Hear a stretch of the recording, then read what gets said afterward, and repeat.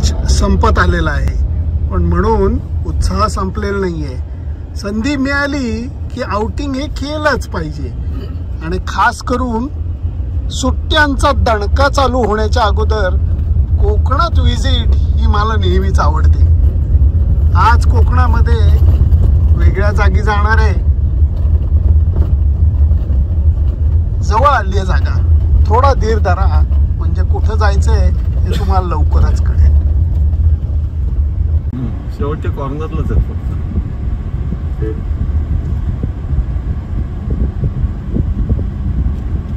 हिरवे झेंडे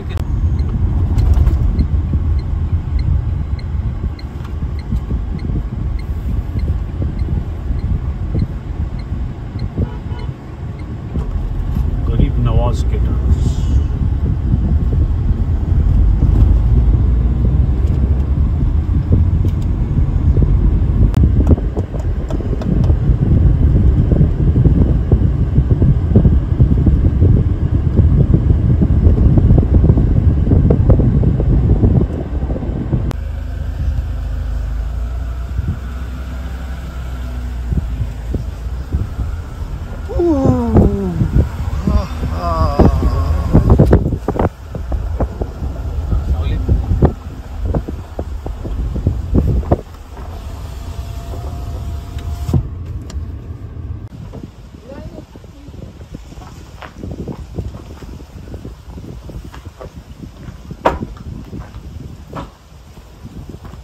पुण्यापासनं कोकण किती लांब आहे आपल्याला सगळ्यांना माहिती आहे. अगदी वेंगुर्ला वगैरे म्हणलं, सिंधुदुर्ग तर खूप लांब आहे.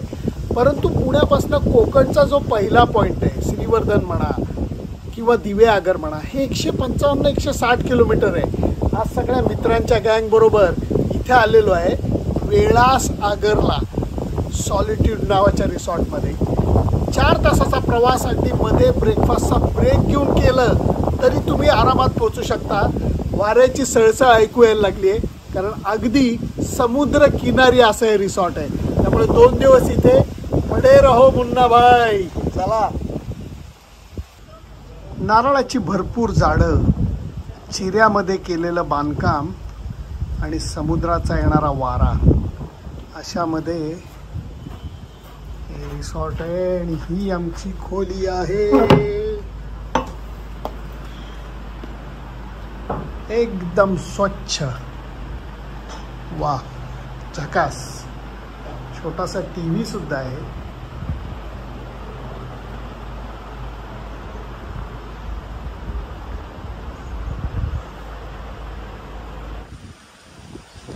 काय लिहिले, आराम दिसतोय.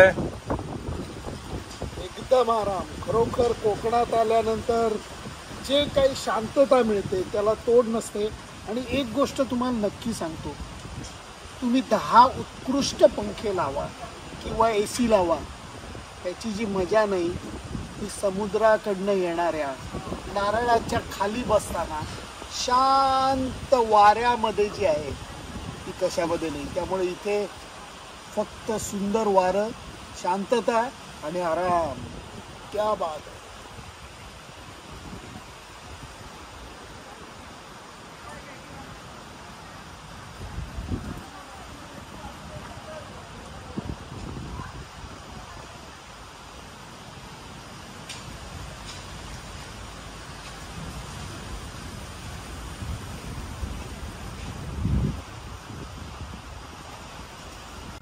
या रिसॉर्टची मजा काय माहिती आहे का? समुद्र जवळ नाही आहे, रिसॉर्ट समुद्रावरती आहे.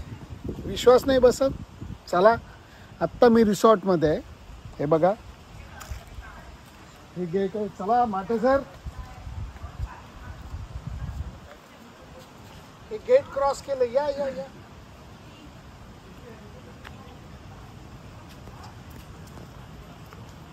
आणि हा आहे बीच आणि समुद्र. हा बघा, हा आहे बीच आणि समुद्र. इतकं जवळ समुद्र आहे आणि त्या मानाने कोणीच नाहीये. या या या.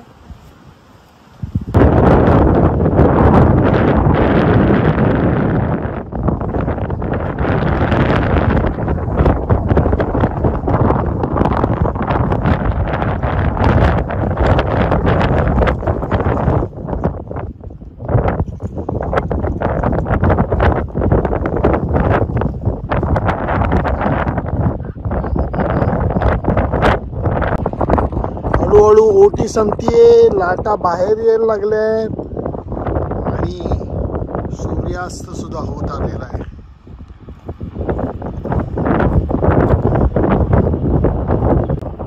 समुद्र किनारची संध्याकाळ इतकी रम्य असू शकते याचा विचारच केलेला बरा. आणि त्यातनंही वेळास हे जे समुद्र किनाऱ्याचं रूप आहे सूर्यास्त होत असतानाच फारच विलोभनीय आहे.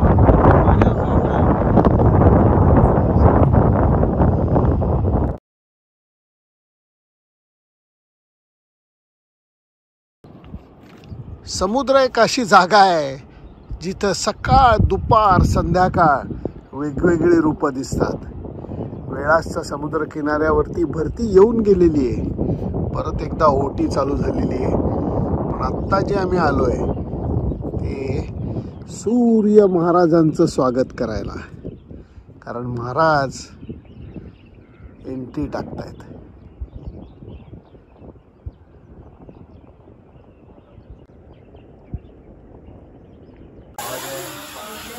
कोकणात आल्यानंतर तुम्ही ब्रेड ऑमलेटचा ब्रेकफास्ट नसतो करायचा आहे. तुम्ही ही आंबोळी आणि त्याच्याबरोबरची चटणी असा मस्तपैकी ब्रेकफास्ट करायचा असतो.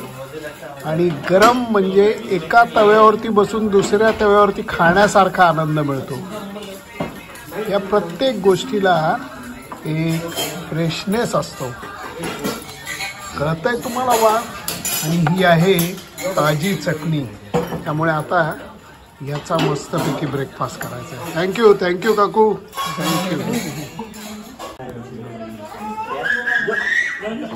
अक्षरशः थांबायला लागतंय, एवढं गरम ही आंबोळी आहे.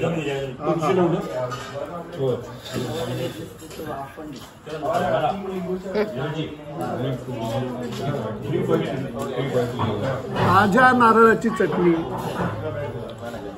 आणि आंबोळी. ट्रिपला येणं म्हणजे दरवेळेला काहीतरी ऍक्टिव्हिटी करणं असं अजिबात नसतं. खास करून आम्हा मित्रांच्या सोबत तर अजिबात नसतं.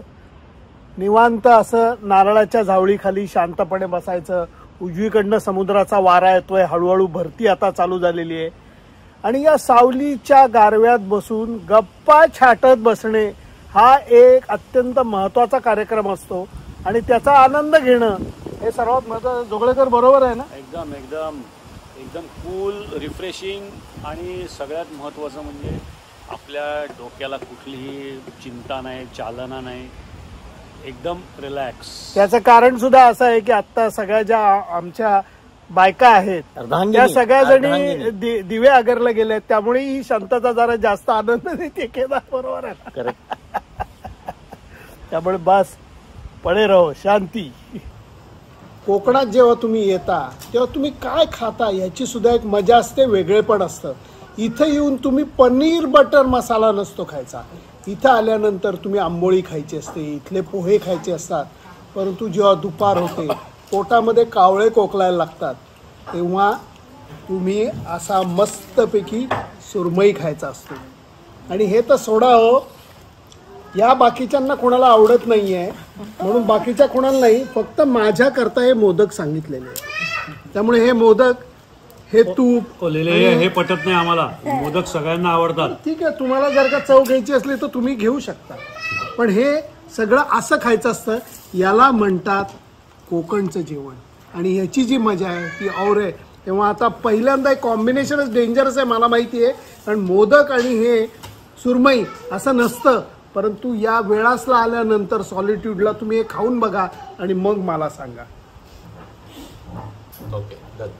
एकीकडे एकदम सुरक्षित निळाशार समुद्र आणि दुसरीकडे ही अशी नारळी पोफळीची मस्तपैकी बाग. याच्यामध्ये वसवलेलं हे सॉलिट्यूड रिसॉर्ट, चिऱ्यामध्ये बांधलेलं. बसायला ऐस पैस भरपूर जागा, लहान मुलांसाठी छोटीशी खेळण्याची सुद्धा जागा. आणि त्याच्याही पेक्षा महत्त्वाचं म्हणजे समुद्राकडनं येणारा थंडगार वारा, अस्सल कोकणी जेवण आणि निसर्ग शांतता. येणार येणार येणार सॉलिट्यूडला परत नक्की येणार. वेळासच्या प्रेमात पडलोय मी. सुनंदन लेले, वेळास, आगर कोकण.